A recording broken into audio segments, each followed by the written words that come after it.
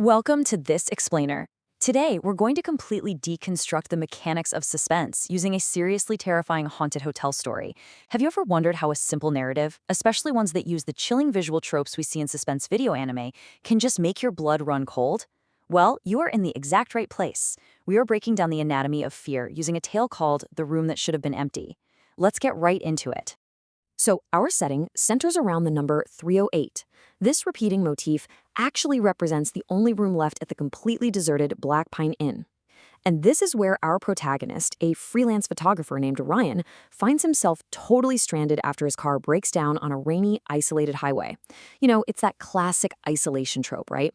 It establishes this deeply moody visual atmosphere and creates an inescapable environment where the normal rules of reality are, well, they're about to be completely suspended. Which brings us to a major theme. What actually happens when a camera reveals a reality that's more terrifying than the one you're standing in? In a lot of psychological thrillers and suspense anime, technology acts as this cursed, unreliable lens. By analyzing how this story uses Ryan's own camera as a bridge to the supernatural, we'll see exactly how it builds an atmosphere of pure dread. The camera essentially acts as a secondary set of eyes, forcing us to question what's actually real. Part 1. The Black Pine Warning. You know, every great suspense narrative needs an anchor, right? A super clear rule that absolutely must not be broken. Ours kicks off with this incredibly chilling directive from the nervous hotel owner the exact moment Ryan arrives. Whatever happens tonight, don't open the closet. Naturally, Ryan, being the overconfident protagonist we all know and love, just laughs it off. To him, it's just a normal room with old furniture and a dusty mirror. But that wooden closet, locked with a rusty chain, it immediately sets the stakes. The psychological boundary has been drawn for us. Part 2. The Impossible Video. Okay, the tension truly ramps up when the supernatural starts bleeding into Ryan's reality, literally using his own equipment against him. I mean, look at how this escalates. First, at exactly 3:08 a.m., mirroring the room number perfectly, by the way, there are 3 slow knocks at the door. Ryan opens it, but nobody's there. There's just a single wet footprint outside. Not 2, just 1. Almost like someone had been standing on one leg.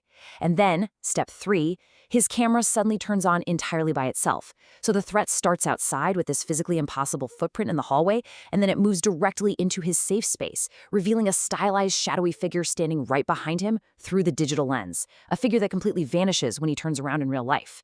Absolutely creepy. Fast forward to the next morning, Ryan asks the hotel owner about all this, which leads to this incredibly grim statement. No one stays in room 308 twice. The old man's pale-faced, terrified warning perfectly sets the stage for the second night. Ryan practically rolls his eyes, claiming ghost stories don't scare him, completely sealing his own fate in a moment of pure, dark irony. The horror is officially moving from the hallway directly into the room itself. Part 3. The Doppelganger Effect. We're at the story's climax now, and things are shifting completely from classic spooky tropes to deep psychological horror. Notice how the auditory anchors change here. We go from external knocks at the front door to psychological manipulation from within. First, 3 slow, patient knocks come from inside the chained closet. Then, a child's voice whispers, "Please, let me out." Ryan is obviously frozen in terror. But the ultimate manipulation hits in step 3, when a voice that sounds exactly like Ryan's own voice says, "Open it." The entity is literally using his own identity to coax him, all while that rusty chain starts moving entirely by itself. This moment perfectly captures visual dissonance, which is a massive staple of suspense anime. In physical reality, the closet remains tightly closed, but on the digital screen, the door is wide open, and a perfect, smiling copy of Ryan is stepping out. The sheer terror lies in this massive disconnect. What Ryan sees with his own 2 eyes clashes completely with the nightmare copy of himself walking toward the lens in the digital world. As that copy walks toward the lens on the screen, the camera suddenly shuts off. The room becomes freezing cold, and a sinister whisper echoes through the physical space. There can only be one. The entity has officially declared its intention, completely shattering any remaining sense of safety or separation between the digital threat and physical reality. Then, all that tension breaks in one single violent moment. The chain snapped. The visual of this heavily chained, forbidden door finally giving way is the release of all the built-up suspense over the last 2 nights. Without Ryan doing a single thing, the closet door slowly opens on its own. And inside, there is only this: darkness. Ryan is completely frozen, his hands shaking, just staring into an empty black void inside the closet.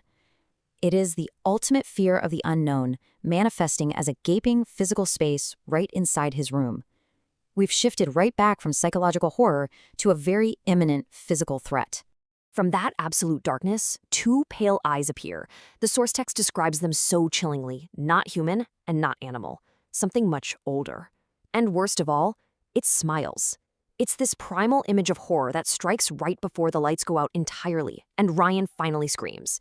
The suspense has hit its absolute peak, ending in complete sensory blackout. Part 4, The Cursed Loop. A massive hallmark of this kind of suspense storytelling, especially common in J-horror and anime, is the cyclical curse. The horror doesn't just end, it resets to trap the next protagonist. We see this in the grim aftermath the next morning. The room is completely empty. There's no blood, no luggage, and no trace of Ryan whatsoever. The only thing that remains is one single camera resting on the table. But the most terrifying takeaway here? The police footage completely contradicts Ryan's horrific experience. Instead of a monstrous entity and a violent struggle, the footage shows Ryan filming the closet, the door opening, and Ryan calmly walking inside, smiling, right before the door closes by itself. The supernatural entity actually used the cursed technology to rewrite reality, cementing a peaceful lie as the official truth. And the loop completes years later. A new traveler checks into room 308, finds that old camera on the table, and presses play. On the screen, Ryan's smiling face stares directly at the new guest and delivers this chilling final line. "Thank you. Now I can finally leave." And immediately after the video ends, 3 slow knocks echo from inside the closet again. The trap has been perfectly reset for the next victim. So I want to leave you with this haunting question. If the camera never lies, whose reality was actually recorded in room 308? The suspense here relies entirely on our inherent trust in what a lens shows us. Thank you so much for joining me for this explainer. I really hope this breakdown gave you some cool insights into how animated terror is methodically constructed. And remember, if you ever find yourself alone in an empty motel in the rain, always, always check the closet.